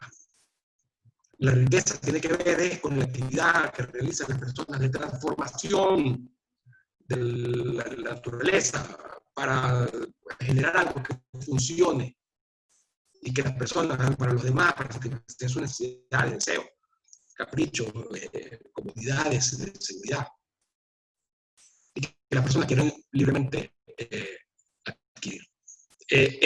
Esa relación hecha así, voluntaria, entre dos personas, tomando en cuenta una explicación además desde el punto de vista económico, que es que cada quien valora distinto lo que está intercambiando. Uno obviamente intercambia pensando que lo que va a conseguir tiene más valor que lo que va a entregar. Eso genera entonces son relaciones más bien positivas, de donde se suman, sinérgicas. Allí no estamos frente a la contradicción o oposición absoluta entre desigualdad y pobreza. De hecho, se puede generar desigualdad y no se está generando pobreza, es lo que ocurre. La pobreza se reduce, porque al producir la desigualdad, al uno tener más en este tipo de relaciones, es porque muchas personas están contratando con él, porque quieren, porque salen beneficiadas. Si no, no contrataran con él. Si hubiese libertad, ese tipo de relaciones son relaciones sinérgicas, positivas. Entonces, no se ve allí esa contradicción, sino que se ve más bien en una cosa distinta. Se ve más bien que mientras más desigualdad hay, todos están mejorando, porque están siendo empujados por aquellos que hacen una mejora tal, como podría ser el caso de Amazon, o de Apple, o de Microsoft, es decir, o simplemente de alguien que nos hace feliz, como puede ser J.K. Rowling, como vimos en la primera sesión. Son personas que están aportando a los demás. Son personas que en definitiva lo que están haciendo es ofreciendo su producto, su trabajo, su genio, su inversión a los demás. Esas lecturas sobre la desigualdad y la brecha están además, como decía Jaime, mal enfocadas. Puede decir que, por ejemplo, Amazon, que es una gran empresa, está siendo utilizado para beneficiar exclusivamente a su propietario o a su accionista. Amazon es un patrimonio, una riqueza enorme que se está tomando en cuenta para hacer esos análisis de la brecha, como una manera, como un fin sin duda tendencioso, porque parte de esa lucha entre que la desigualdad es la pobreza de los otros, pero y es una empresa con unos bienes que están en servicio de producir bienes para los demás. Con lo que se quedan estos grandes empresarios, bueno, es más o menos con lo que se queda uno cuando invierte en un negocio. Con que el negocio vaya funcionando uno va bien. Cuando de repente la pega y comienzas a tener verdaderos ingresos, ¿qué es lo que hace la gente que está teniendo ingresos más de lo que le da para mantenerse en un negocio? Se lo echa encima y se va, ya gané y me voy. No, lo que hacen es reinvertirlo. Es lo que ustedes harían, es lo que todos hacemos. De hecho, las tasas de reinversión son altísimas. Y si no lo está haciendo bien, de repente, llegará otro que lo hace mejor y lo supera, o que le compra bien y listo. Me salgo del juego. Pero para que ese negocio se mantenga allí, tiene que estar alguien apostando y jugando todos los días a ganador. Y para eso tiene que crear, tiene que inventar, porque ustedes saben que esos somos los humanos, además de envidiosos. Además de que tenemos una intuición que no se corresponde con la realidad. Además de eso, los humanos siempre estamos inventando, creando. Y para eso imitamos. Entonces, cuando uno agarra y la pega y la bota de honrón, tiene que ponerse rápido pilas, porque seguramente que terminen otros haciendo algo muy parecido, sino idéntico, robándote la idea. Y lo más seguro es que a los poquitos tiempos mejorándote. De hecho, eso de que los peces gordos se comen a los peces chiquitos, eso no ocurre en economía. En el libre mercado, normalmente.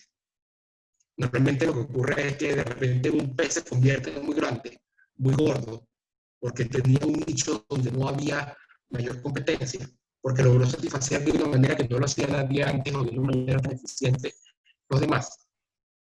Pega ese brinco del 0 al 1, que es el que es importante, porque del 1 a la n, ese brinco es fácil. Ya tenemos la idea, ya sabemos cómo hacerlo, ya podemos hasta posiblemente observar o enterarnos de que está esa necesidad por satisfacer. Antonio. El problema está allí, en del 0 al 1. Y eso, ya termino la idea, Ricardo, eso, luego de que ocurre, comienza todo el mundo a imitarlo y ya esos mercados pierden importancia. Ya en esos mercados no se puede ganar mucho porque ya comienza la competencia. Entonces, esa desigualdad en definitiva genera una cantidad de riquezas fruto del invento ese de alguien, que es lo que es la empresarialidad, que es lo que nunca va a tener un sistema como el Estado social o el Estado comunista. No hay empresarialidad, no hay quien puede salir con una nueva idea que genere los grandes avances. Esos son a los empresarios a los que se refiere Ayn Rand en la rebelión de Atlas, a los que generan esa cantidad de riqueza. Y luego de eso, los que sufren, lo que termina ocurriendo es que los chiquiticos, exacto, que por lo demás es lo que le caemos a golpe y sufren las regulaciones, pero luego de eso, que crecen, vienen los chiquitos, que son mucho más ágiles, más rápidos, y que en algún momento terminarán comiéndose al grande. O sea, la historia cuando ustedes ven la lista de las 50 empresas más importantes del año 1950, ninguna de estas está allá. Del año 2000, muy poquitas están allá. Y eso va a seguir ese mismo, no hace falta ni siquiera destruirla con leyes antimonopolio y tal por el estilo. Alguien va a inventar algo mejor y todos salimos perdiendo cuando justamente se destruye a esa empresa. Mira, iba a decir algo, Ricardo, y justamente para que veamos números, tenemos dos libros que queremos recomendar. Uno tiene que ver con un número, que es el de Pinker en Defensa de la Ilustración. Y luego yo quería conversar un rato con Valentina sobre la mente de lo justo. Cuéntame, Ricardo.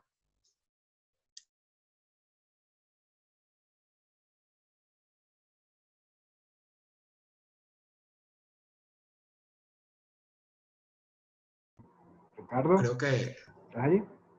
Ricardo, Ajá, ¿me oyes ahora? que sí tenía una... ¿Me oyes ahora? Sí, dino, Ricardo. No, en la línea del pez gordo y del pez chiquito, de los empresarios grandes y pequeños, ¿no? Que los empresarios pequeños son peligrosísimos, son como pirañas, tú decías que son más ágiles. A mí me gusta poner el caso de Bill Gates. Recuerda que Bill Gates, uno, fue un desertor universitario. Bill Gates es bachiller, técnicamente hablando. Y dos, era un adolescente cuando con otro amigo en el garaje de su casa empezaron a desarrollar lo que sería la tecnología base de Microsoft. Y lo hicieron en un momento en que el mercado mundial de ordenadores, el 70% de ese mercado lo tenía IBM. Y 10 años después, IBM quedó muy rezagada con respecto a Microsoft. Y como ese, miles de ejemplos. Esto no es un hecho aislado.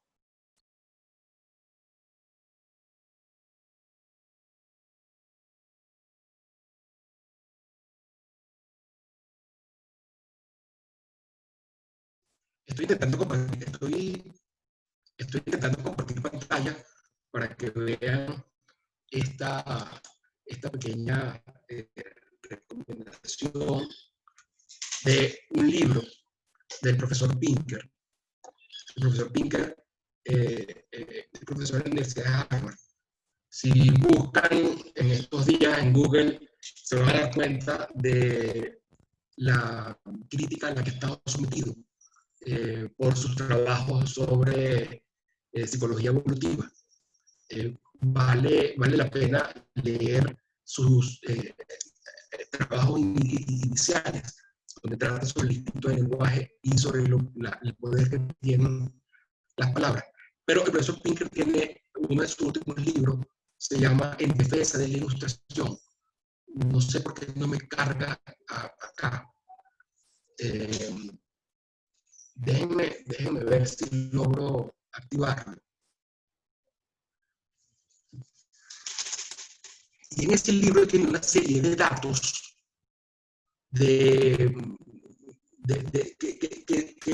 y trata una serie de temas donde va desmontando muchas de las ideas que normalmente tenemos sobre el progreso e incluso sobre la intervención del Estado para lograr ese progreso.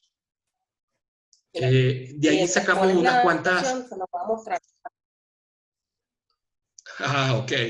Deja que ya está cargando, no sé por qué tengo tan... Vamos a ver si puedo compartir.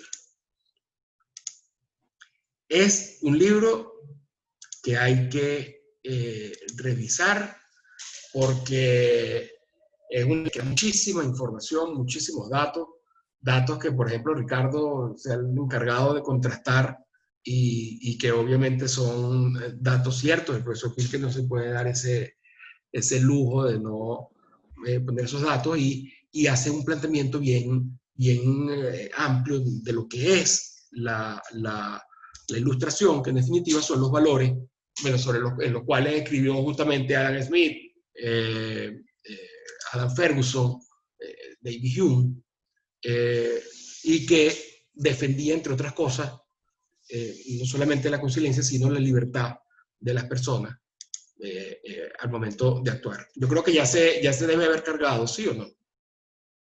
Sí. Sí, ya se ve. Sí, ya se ve.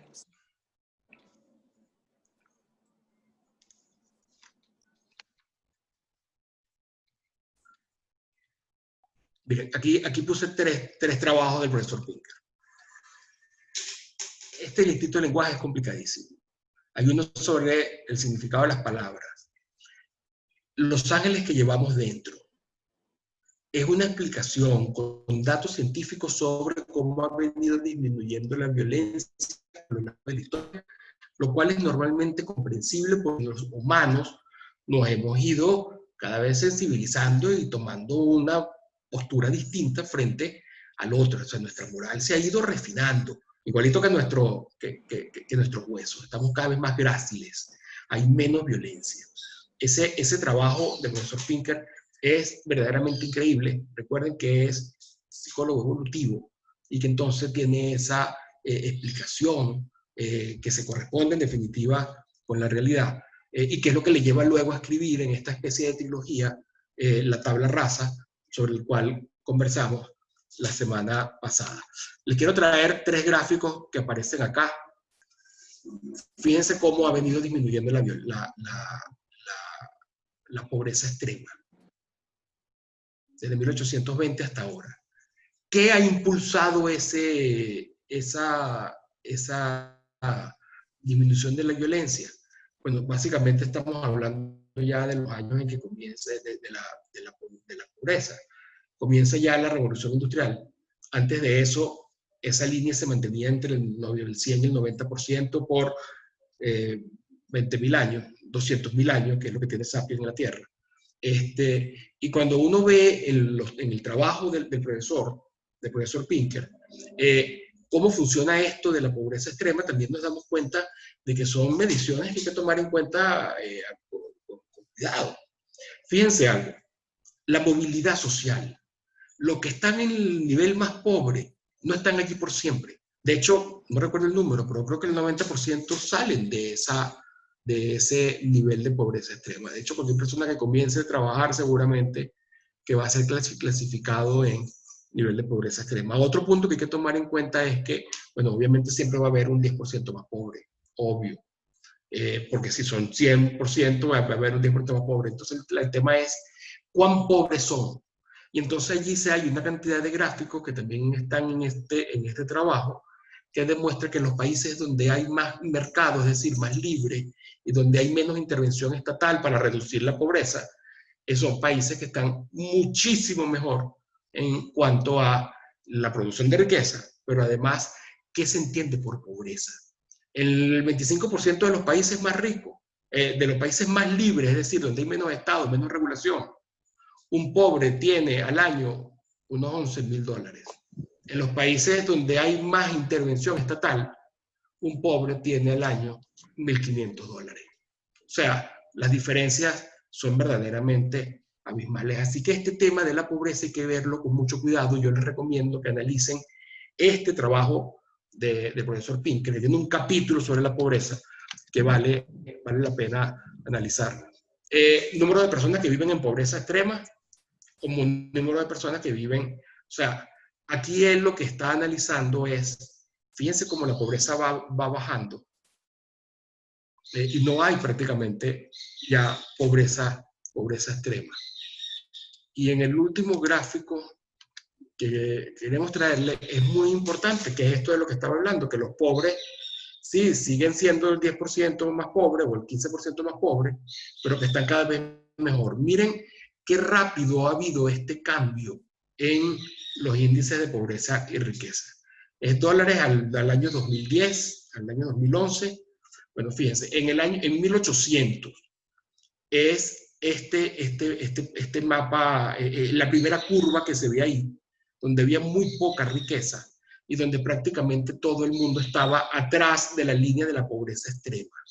Es decir, estaban en menos 0,2, 0,5, 1, 2. 2 es la pobreza extrema. Allí estaba buena parte de la población. Había un grupito que estaba arriba. Bueno, para 1800 lo que menos había era capitalismo. Para 1800 lo que había era un régimen mercantilista donde el Estado era el que tomaba las decisiones, la monarquía con sus amigos, los enchufados de entonces, mercantilismo. Vamos a ver 1975. Fíjense como ya hay una doble joroba, ya parece más en un camello. todavía hay un gran grupo de personas en la pobreza extrema, pero hay otro grupo que está bastante bien. De hecho, los porcentajes de pobreza extrema son muchísimo menores a lo que había antes. Pero fíjense ya para el 2015. Y aquí ya está ese momento de florecimiento del libre mercado y que además es mantenido como el neoliberalismo, que no es liberal ni mucho menos.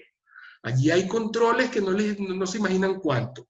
Bueno, los que se consiguen en cualquier país europeo, cualquier país occidental, se digan los latinoamericanos.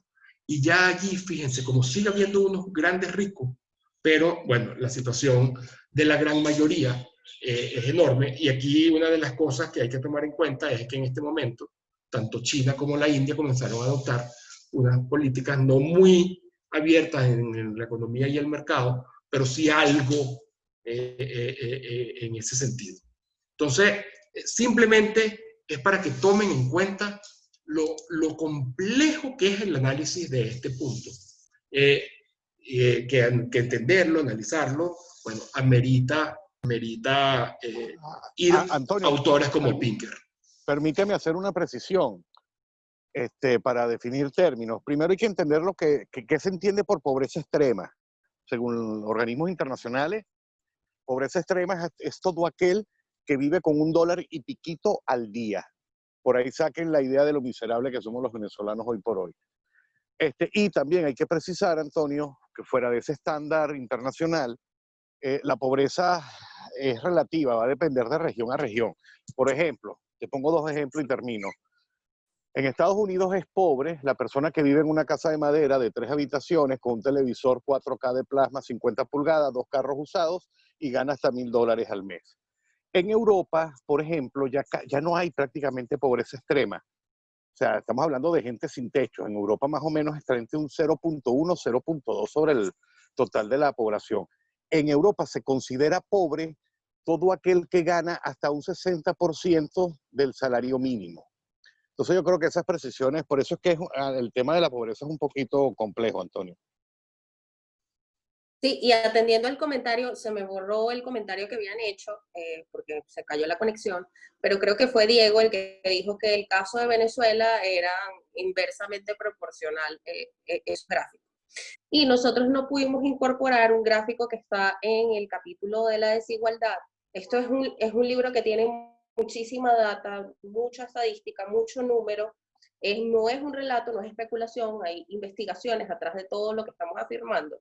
Pero fíjense, en el capítulo de la desigualdad hay un gráfico que habla del progreso de las clases bajas en los países más ricos, ¿no? Y aquí hay 2 fenómenos o 2 movimientos importantes que son la tecnología y la globalización, que han transformado lo que significa ser una persona pobre en los países desarrollados. Entonces, por ejemplo, la vida de los pobres está mejorando con más rapidez que la vida de los ricos. Y hay un gráfico que explica, por ejemplo, que en Estados Unidos la pobreza ha disminuido un 30% desde 1960. Desde el 30% el 30% de la población pasando a un 3% en el 2016. Entonces, fíjense cómo $1 de hoy compra unas condiciones de vida mucho mejores que $1 de ayer, del pasado.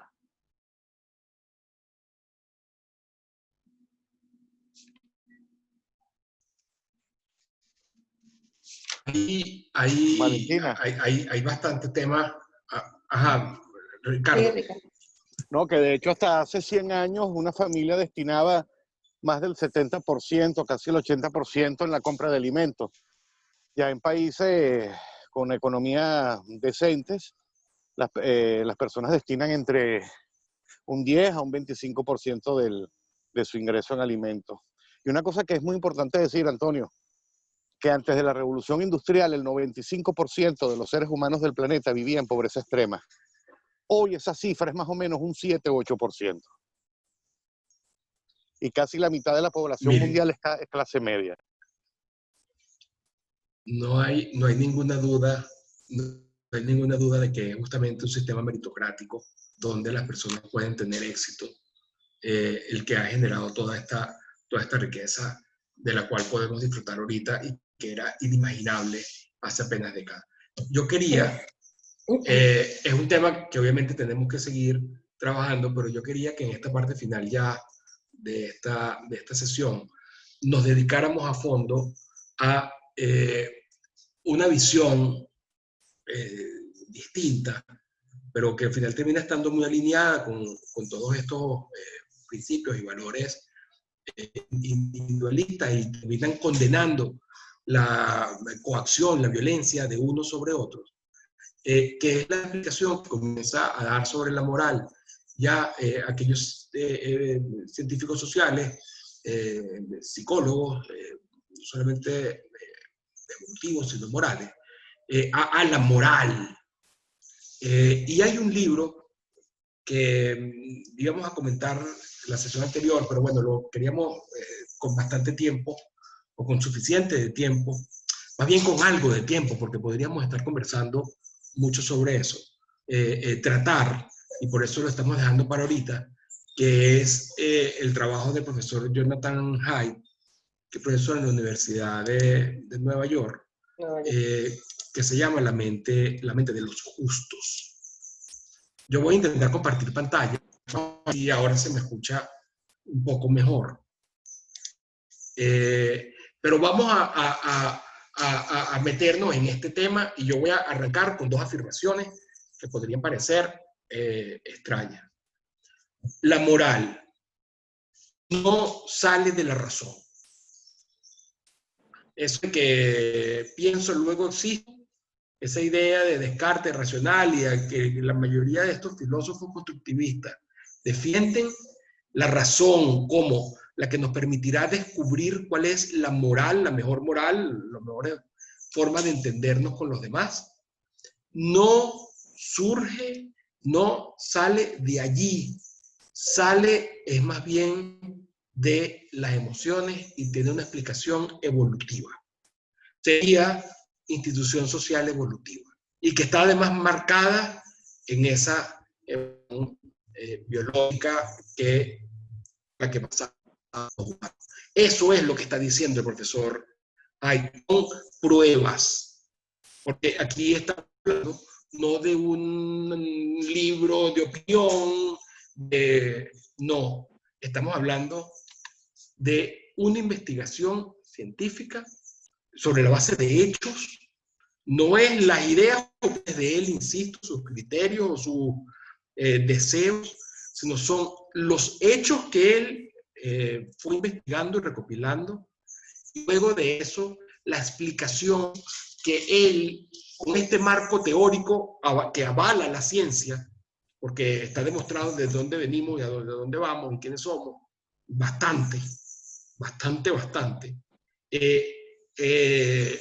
cómo él explica con ese marco teórico esos hechos. Y de allí surgen una serie de conclusiones que son verdaderamente sorprendentes. Yo quería retomar, antes de que ya Valentina les haga el resumen de este libro, que lo tienen disponible además, y que los invito a que lo lean, que retomemos un poquito de lo que conversábamos la sesión anterior, cuando decíamos que ya no eran filósofos ni religiones los que podían explicar la ética y la moral de las personas, sino que era un momento de darle el paso a los científicos. Y los científicos es la comunidad científica, cualquier persona que en definitiva verifique y pruebe y todos estén de acuerdo en que esa es la realidad. El profesor biólogo tiene este libro que se llama Conciencia, la unidad del conocimiento, que nos llama la atención y retoma esas ideas no de los filósofos constructivistas franceses, alemanes, europeos continentales, sino de los escoceses, que tiene su raíz en la España de 1500 y luego en la Roma y de allí en la Grecia inicial. Esa unidad del conocimiento hace que haya una emergencia perfecta o casi perfecta entre lo que es la física y lo que es la química y lo que es la biología y lo que sería ya entonces, hablando de los humanos, la psicología, y de allí a las ciencias sociales. El profesor Wilson aquí llama la atención a los que se dedican a las ciencias sociales de que no pueden estar pensando en el hombre como se les ocurra. No, es en el hombre como efectivamente, porque tenemos este libro que comentaba Vanessa, Valentina la semana pasada, del profesor también Steven Pinker, La tabla rasa, pero hay muchos más. El mismo Wilson tiene uno que se llama La naturaleza humana, que deja claro que no somos una tabla rasa, sino que hay una naturaleza humana. Esa naturaleza humana tiene que ver con la selección por la cual pasamos los humanos para llegar hasta acá. Que como todas las especies pasamos por una selección natural, donde sobrevivimos. ¿Quiénes? No las personas, no los humanos, no los individuos. Nuestros genes. Una selección natural a nivel de genes, que son no solamente forma de las especies, sino también costumbres, comportamientos que hacen costumbres, que son ese fenotipo amplio. Y además con otro libro del mismo profesor Wilson, que es La conquista social de la Tierra, donde hay un resumen, un buen resumen de todo esto, y explica que los humanos somos esa quimera, ese homo duplex, que por un lado somos egoístas, pero que por el otro lado somos seres muy sociables, eusociales, ultrasociales, y que tiene que ver en cómo se fue dando toda esa evolución de la formación de los humanos. Éramos unos, hace 6 millones de años, una rama que siguió al margen de otros ancestros comunes, donde están los monos, los simios. Compartimos un 87,3% con los chimpancés, pero hubo algunos cambios en lo físico y también, por lo tanto, en los comportamientos que nos han llevado a que haya ocurrido no solamente una selección de sobrevivencia, y donde los que se reproducían se mantenían, sino también una selección de grupo, porque entonces fueron los grupos mejores los que terminaron siendo seleccionados. ¿Y cómo se es un grupo? ¿Estás peleando y enfrentándote? ¿O si más bien estás cohesionado y cooperando entre todos? Bueno, éramos grupitos de 50 individuos, una tropía, que aquellos que cooperaron mejor, y por lo tanto hubo esa selección a nivel de grupo, multinivel, a nivel de grupo también, que es lo que hace que seamos esas quimeras, que seamos ese homo duplex, del cual habla muy bien Jonathan Haidt en este trabajo. Valentina, yo quisiera que hicieras tus consideraciones, un resumen sobre este libro, y que invitarlos a verdaderamente que lo lean, que lo trabajen, porque es una buena explicación sobre la moral que debemos aplicar nosotros los humanos. Disculpen, internet se ha caído varias veces.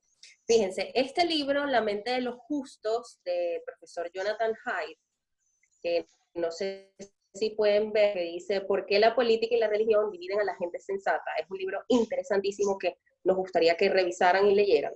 Él utiliza en las 3 partes fundamentales del libro muchas metáforas, ¿no? Y por eso les pusimos la imagen del elefante y el jinete, que es la metáfora inicial de la primera parte, que él titula por que la intuición viene primero y el razonamiento estratégico viene después. El elefante significan las emociones y el jinete la razón. Entonces, fíjense, para explicar este proceso en el que nuestro entorno, nuestro exterior, tiene un impacto inminente en nuestro razonamiento. En ese proceso de lo que vemos, de lo que percibimos, de lo que vivimos, median las emociones y las intuiciones, que nos hacen tener determinados juicios o posturas frente a lo que ocurre. Es un capítulo muy histórico, se narran todas las ideas, las tendencias, las teorías, todo lo que desarrolló Platón, David Hume, hasta Jefferson, y es toda la base investigativa de lo que fundamenta Jonathan Haidt para explicar que las intuiciones vienen primero y el razonamiento estratégico viene después. Porque lo que sentimos, nuestras intuiciones, tienen un valor principal frente a lo que nosotros razonamos. La segunda parte del libro es la moralidad, es mucho más que justo o injusto, Y él utiliza la metáfora de los 5 receptores gustativos. No sé si lo saben, los que vieron biología, la lengua tiene unas partes donde determina lo ácido, lo amargo, lo dulce, etc. Él hace este paralelismo con los fundamentos morales, con nuestra moral, y desarrolla 5 fundamentos morales fundamentales, ¿no? Estos fundamentos inician con el fundamento cuidado-daño. Fíjense, tenemos que partir de la idea de que somos seres humanos buscando sobrevivir y replicar genes, entender al Homo sapiens en su idea más central o neurálgica, ¿no? Entonces, este fundamento cuidado-daño nace de este instinto de maternidad, es decir, cuidar a nuestras crías, cuidar a nuestros hijos y desarrollar ese sentimiento de proteger a los vulnerables. Hoy no solamente se entiende desde el punto de vista de la maternidad, inició así, pero lo podemos ver con las personas que quieren proteger a los animales, que quieren proteger al medio ambiente, etc. Entonces, bueno, aquí se desarrolla ese sentimiento de repudiar, de rechazar el sufrimiento, la crueldad, la violencia ante un ser vulnerable o débil. El segundo fundamento que desarrolla el profesor Jonathan Haidt es el fundamento equidad-engaño, que él luego modifica y le incorpora proporcionalidad. ¿Por qué? El fundamento equidad-engaño inicia como una forma, en un primer momento, para desarrollar una respuesta al desafío adaptativo de cosechar recompensas. Entonces, si estamos en época de cazadores-recolectores, necesitamos de un equipo para sobrevivir, bien sea para construir un sitio donde resguardarnos, o bien sea para cazar alguna presa para poder alimentarnos. Entonces necesitamos de un trabajo en equipo. Y el fundamento de equidad-engaño lo que hizo fue determinar o permitir detectar a los tramposos. Los tramposos son las personas que no trabajaron por el bien colectivo de ese grupo, ¿no? Que luego él le incorpora proporcionalidad. Proporcionalidad ya no para detectar al tramposo, al que nos está engañando y al que no está beneficiando al equipo, sino para darle a cada miembro lo que le corresponde en función del trabajo, el esfuerzo y el tiempo invertido. Después, él desarrolla el fundamento de lealtad-traición. Él explica que es una respuesta al desafío adaptativo de cohesión de grupo. No sé si ustedes lo han visto, pero en todas las tribus indígenas tienen figuras que los representan, que los identifican, símbolos, himnos, incluso nosotros lo seguimos teniendo con nuestras banderas, nuestro escudo nacional, etc. Este fundamento, lealtad, traición, lo que hizo fue cohesionar el grupo y permitió detectar a los aliados o a las posibles amenazas que representaban otros grupos. Podían ir a hacerle daño a los miembros del grupo al que pertenecían. El fundamento santidad-degradación implica del dilema del omnívoro, o que se desarrolló en respuesta a una respuesta primitiva a los patógenos. ¿Por qué? Porque evidentemente en un mundo salvaje, cualquier herida, cualquier patógeno, cualquier microbio o plaga podía generarnos la muerte.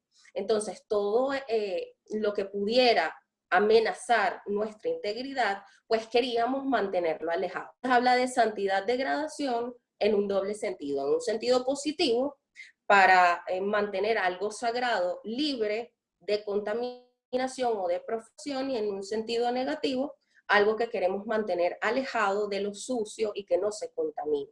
Aquí podemos hablar en la actualidad, por ejemplo, de la religión, los santos, los dioses, cualquier cosa que nosotros le demos un valor sagrado. Incluso él dice que en este fundamento moral solemos darle valores irracionales o extremos a cosas, a objetos. Pero bueno, desarrolla este sentimiento de rechazo o de empatía o cercanía con la purificación, o en rechazo con la mancha, la contaminación o lo podrido o lo contaminado o lo sucio. Fíjense, y ahora tenemos dos fundamentos. Bueno, tenemos un fundamento que es autoridad, subversión, que está asociado o está en íntima tensión con el fundamento de libertad-opresión. Pero fíjense, les voy a hablar del fundamento de autoridad-subversión, porque ya no estamos en época de bandas igualitarias donde todos tenemos que trabajar igual para sobrevivir, sino que aquí ya empiezan a darse cambios culturales, cambios evolutivos en nuestra forma de vivir. Entonces surge, por ejemplo, la división, surge la propiedad privada, el sedentarismo, ya no nos trasladábamos, sino nos quedábamos en un mismo sitio, entonces surge la propiedad privada, delimitar la tierra, trabajar la tierra, de trabajo, sedentarismo, etc. Entonces, en este fundamento de autoridad-subversión, ya cada uno de los miembros del grupo no está en igualdad, sino cumple un rol, cumple una función dentro del grupo. Entonces, esto permitió que tuviéramos signos de rango, de jerarquía, de estatus, para establecer un orden, hacernos sociedades más organizadas y más estables en el tiempo. Y por último, ya les hablé de los 5, él incorpora el fundamento de libertad-opresión y habla de la evidencia arqueológica de los cientos de miles de años donde fuimos cazadores-recolectores y que con estas invenciones que les comentaba con el fundamento anterior, pues surge el fundamento de libertad, ese fin de la igualdad que pues nos dio un beneficio. Entonces la verdadera transición a sociedades mucho más grandes, sociedades con interacciones distintas, y bueno, surge para resistir a los intentos de dominación.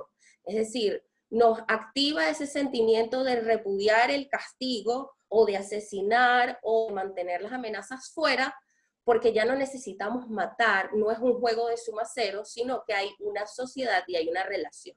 Entonces aquí es cuando él habla en su tercer capítulo, en la tercera parte, de que la moralidad une y ciega. Y en esta tercera parte él habla de la metáfora del 90% chimpancés y 10% abeja. Es decir, él elimina la idea, pone punto final a la idea de homo economicus, que somos materialistas, cochinos materialistas, y que solo queremos maximizar el lucro, sino que hay un homo duplex, somos homo duplex. Cooperamos por ese 10% de colmena, pero somos egoístas por ese 90% chimpancé. Fíjense, en este sentido, no quiere decir que nosotros somos egoístas y, como les comentaba, homo economicus, sino que queremos dar algún beneficio, queremos cooperar, pero que evidentemente en esa cooperación hay un egoísmo encubierto. Yo no sé si tú quieres agregar algo, Antonio, para pasar a los ejemplos. Mira, vale, creo que no tenemos mucho tiempo para seguir con los ejemplos, porque creo que ya nos faltan son unos pocos minutos. Pero muy brevemente, de acuerdo con lo que tú estás diciendo, que el profesor Jonathan Haidt no es su opinión, sino que tiene que ver también con las evidencias que él fue recopilando y que se corresponde con esta visión demostrada, probada, contrastada, porque es la que han terminado aceptando los científicos, es decir, personas escépticas que no creen en las cosas a menos de que sea demasiado evidente corroborar. En esta visión de la realidad termina presentándose que hay un gran valor moral, que es el de no imponerse frente al otro, que esa es libertad frente a opresión. Fíjense que esta es la libertad en sentido negativo. No ser dominado, sometido a la coacción de otro. Y el otro valor es el de la proporcionalidad en vez de simplemente la igualdad. La gente reconoce como injusto no que haya un rico y un pobre, sino que reconoce como injusto que haya un rico que no merecía hacerlo.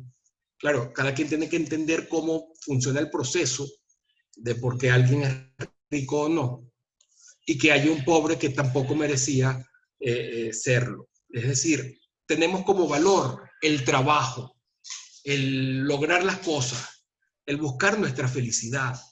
No, el valor no es darle a todo o recibir todo regalado de otros. Esa proporcionalidad se corresponde con esa libertad o presión y termina diseñando un sistema que más funciona. Si la moral es evolutivamente, o sea, producida evolutivamente, es decir, de ensayo y error, terminamos más con esta concepción de justicia. La llevamos sobre eso. Es muy, pero muy interesante. Y esa es la conclusión a la que llegan normalmente estos científicos cuando se ponen a analizar cómo deberían ser las sociales o para producir de mejor manera riqueza y por lo tanto que todos estemos mejores. De hecho, aquí estamos recomendando los libros del profesor Venezuela. Hablábamos la semana pasada, se llama también La riqueza de la nación. Bueno, fíjate, el ejemplo que traía era súper corto, era referido a lo que decía el profesor Luis Herrera antes. ¿Me escuchan? Sí, te escuchamos. Ajá, fíjense, la idea de la justicia social y la redistribución de la riqueza. Fíjense, hay un problema con los, bueno, un problema no, así se explica en la moral, por ejemplo, de los socialistas. La moral de los socialistas, según esta tesis, despierta un fundamento moral diferente al de los libertarios. ¿Por qué? Porque los libertarios creemos profundamente en la proporcionalidad de nuestro trabajo y el beneficio que obtenemos en base a ese trabajo. Entonces, cada quien le corresponde lo que ha trabajado y lo que ha conseguido de forma lícita, pacífica y dándole otorgando un valor a la sociedad, bien sea en el mercado, en la inventiva, en la innovación, en lo que sea. En los socialistas se despierta el fundamento cuidado-daño, es decir, ese deseo de proteger al vulnerable, al pobre y rezaga o niega la idea de proporcionalidad porque primero está proteger al débil. Entonces, no sé si ustedes logran ver la diferencia, o sea, en la justicia social, las dos caras morales de las dos tendencias.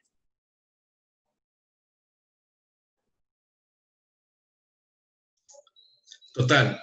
En definitiva, les recomiendo que se lean ese libro. Les estaba hablando también cuando tuve donde perdí la conexión, sobre el trabajo del profesor Jaffe, La riqueza de las naciones, para que vean lo amplio que deben hacerse en este sentido, ese análisis y cómo se concluye justamente en estos modelos que apliquen esa moral de libertad y personalidad de la que hablaba Valentina y que está bien explicado en el trabajo del profesor Haidt.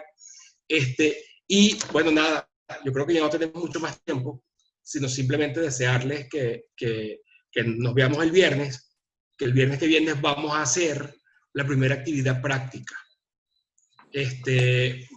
Allí, luego de una explicación sobre cómo funcionan las ciencias sociales y cómo deberíamos analizarlas, interpretarlas, investigarlas, en el caso de la educación, y concretamente en Venezuela, aunque en el lugar, en la ciudad en la que ustedes están, les vamos a pedir que realicen una actividad práctica, con lo que además, les adelanto, van a ayudar también en un Estado de Derecho en investigaciones que estamos haciendo o que queremos hacer ya extensamente en Venezuela. Así que muchísimas gracias, ha sido un gustazo, Pedro, y a todos los que nos acompañan. Un placer, y les vamos a hacer llegar sí. todos estos libros por el Drive y en lo posible también por el chat de WhatsApp. Gracias, Pedro, y gracias a todos los participantes. Gracias a ustedes, de verdad que la clase de hoy estuvo maravillosa. Bueno, todas han estado, pero la de hoy es una de mis favoritas. Además recuerdo el curso y le han agregado cosas nuevas y me encanta ver esto. Así que gracias siempre por ponerse tan atentos a dar toda esta información y cada vez complementarla. Recuerden que hoy al final de la tarde van a estar recibiendo los videos ya subidos al canal de YouTube en una lista de reproducción de las 4 primeras clases. La de hoy y la del viernes la subiremos el fin de semana, pero por lo menos ya van a tener las 4 primeras clases, que son las 2 primeras semanas subidas a YouTube para que las puedan ver. Así que bueno, sin más que decir, gracias a todos por conectarse, gracias a Antonio, Valentina, Vanessa, Jaiber, Ricardo, todos los que estuvieron conectados el día de hoy por un Estado de Derecho y por supuesto a todos los participantes. Así que bueno, seguimos en contacto. Cuídense todos. Hasta luego, feliz tarde. Hasta luego, muchas gracias. Hasta luego, un placer, de verdad que sí.